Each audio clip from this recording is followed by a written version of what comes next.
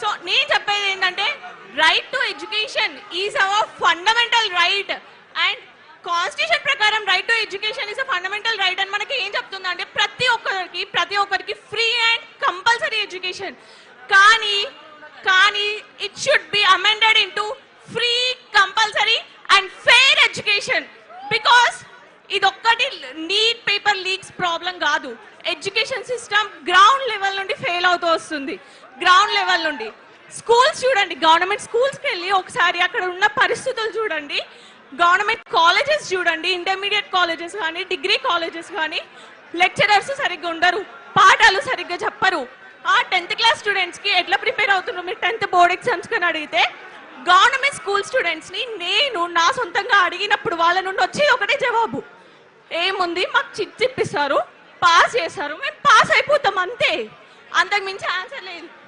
ఒక student chit ఇప్పిస్తారని నమ్మకం పెట్టుకొని పాస్ అయిపోతాం అనేసి అంటుంటే ఎడ్యుకేషన్ సిస్టమ్ ఏం చేస్తుంది?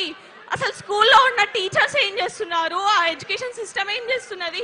పిల్లలు పాస్ అవ్వడానికి కూడా సరిపోయే అంత నాలెడ్జ్ ఇవ్వలేనప్పుడు ఆ ఎడ్యుకేషన్ సిస్టమ్ ఫెయిల్ అయినట్టే. ఆ ఎడ్యుకేషన్ సిస్టమ్ ఫెయిల్ అయినట్టు. అండ్ మేము ప్రొటెస్ట్లు చేస్తున్నందుకు, సోషల్ మీడియాలో సపోర్ట్ చేస్తున్నందుకు యాంటీ నేషనల్స్ అనేసి అంటున్నారు. యాంటీ నేషనల్స్ అంటే ఎవరు? దేశ ద్రోహులు. మా రైట్ కోసం, మా ఫండమెంటల్ రైట్ కోసం మేము పోరాడుతున్నాము. అది కూడా మేము ఓటేసి మేము నమ్ముకున్న నాయకులని అకౌంటబుల్గా ఉండండి, మీరు చేసే పనులకి రెస్పాన్సిబుల్గా ఉండండి.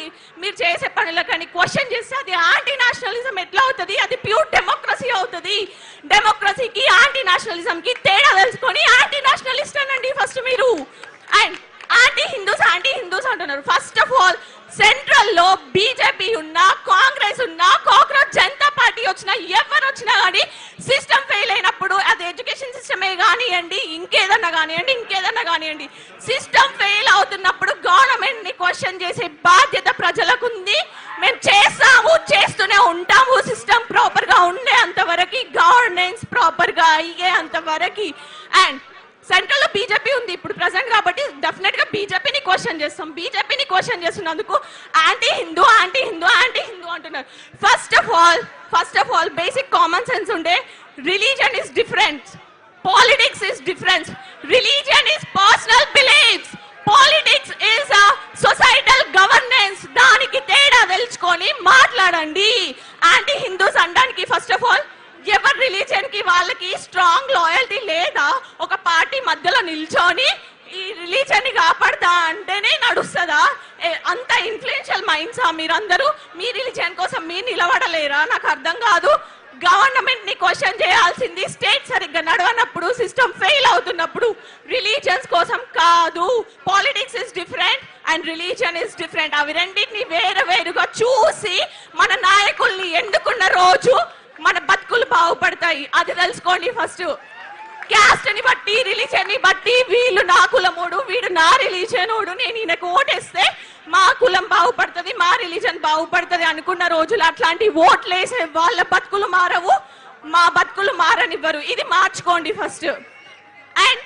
అండ్ వన్ మోర్ థింగ్, ఇది కేవలం నీట్ పేపర్ లీక్స్ విషయం కాదు. మళ్ళీ చెప్తున్నాం, ఎంటైర్ ఎడ్యుకేషన్ సిస్టమ్ సెట్ అయ్యే అంతవరకు మా Gen Z and each and every other students, each and every one, we will protest, we will keep on doing the protest because education is our fundamental right. We will fight for our fundamental rights no matter whatever happens.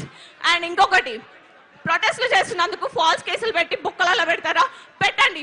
ఒక్కరిని పెడతారు, ఇద్దరిని పెడతారు, మా తర్వాత support ఇంకొకరు వస్తారు, ఆ తర్వాత సపోర్ట్ ఇంకొకరు వస్తారు. అందరినీ తీసుకుపోయి మీరు బొక్కలు పెట్టిన తర్వాత మా రక్తమే ఇట్లుంటే మమ్మల్ని అన్న మా తల్లిదండ్రుల రక్తం ఎట్లుంటది? పిల్లల్ని తీసుకుపోయి ఫాల్స్ కేసులు పెట్టి మీరు బొక్కలలో పెట్టుంచితే మా తల్లిదండ్రులు ఊరుకుంటారా? తల్లిదండ్రులు కూడా దిగుతారు ప్రొటెస్ట్లకి.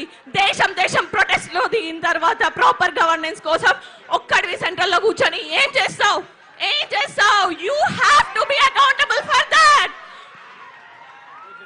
సెంట్రల్ లో నిల్చోవడం కాదు, ప్రజల ఓట్లని దోచుకొని సెంట్రల్ లో నిల్చోవడం కాదు. ఆ ప్రజలకి మళ్ళీ నమ్మకం కలిగి మళ్ళీ ఓటేయించుకునేలాగా పని చేసి చూపించండి. రెస్పాన్సిబుల్ గా పని చేయండి. మీరు చేసే పనులకి అకౌంటబుల్ గా ఉండండి. కంప్లీట్ జెన్సీకి ఈ పాలిటిక్స్ పైన, పొలిటికల్ లీడర్స్ పైన నమ్మకం